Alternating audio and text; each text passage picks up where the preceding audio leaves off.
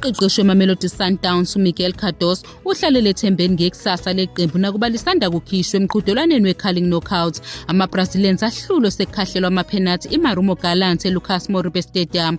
Ukuhlulwa okubuhlungu okuqinisa ukukhala kwabalandeli abafuna ahambe lo mqeqeshi. Indlela leli qembu elidlale ngayo kule sizini ayiyinhle kahle kuyo yonke imiqhudelwano, ngisho noma le club iqhwakele kubethwe Premiership ngemuva kwemidlalo engu-10. Imidlalo engagculisi yasekuqaleni kwesizini iholele ekukhuleni kokungajabuli phakathi kwabalandeli bamaSandawana. Izifiso zabo zokunqoba indebe yasekhaya zashabalala okokuqala kowandulelwa amanqamu e-M10 18 e-Orlando Pirates kwaphinda njengoba beshaywe iGallants, okwenza abaningi bangabazi ukufaneleka kukaCardoso isikhathi eside njengomqeqeshi.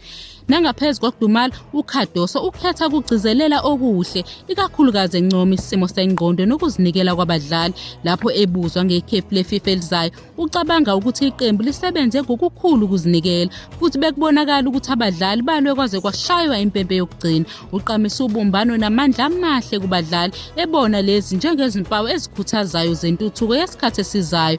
Akholelwa ukuthi izokwenzeka ngokwemvelo uma iqembu lizimisele futhi lizinikela.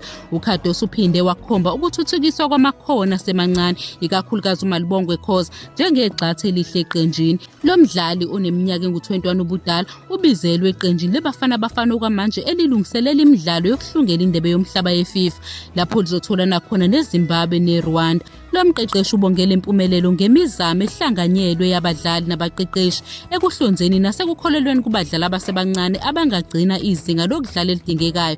Lo mqeqeshi ukuncomile ukwenza kahle kweqembu uma lidlala neGallants, kodwa waqamisa ukukhoza ngokuba nomdlalo omnandi. Uphinde wagcizelela ukukholelwa kwakhe kulo mdlali nawo wonke amanye amalungu esquad. Wadlulisa amazwi okuhalalisela kubo bonke abadlali beSundowns ababizelwe emaqenjini abo esizwe. Njengoba kuqokwe abadlali abayisishiyagalombili beSundowns eqenjini leBafana, leli qembu linethemba lokuthi bazobuya bonke ngaphandle kokulimala. Isizini yasekhaya bazophinde bayiqale ngokududulana neSekhukhune United ngo-October 18.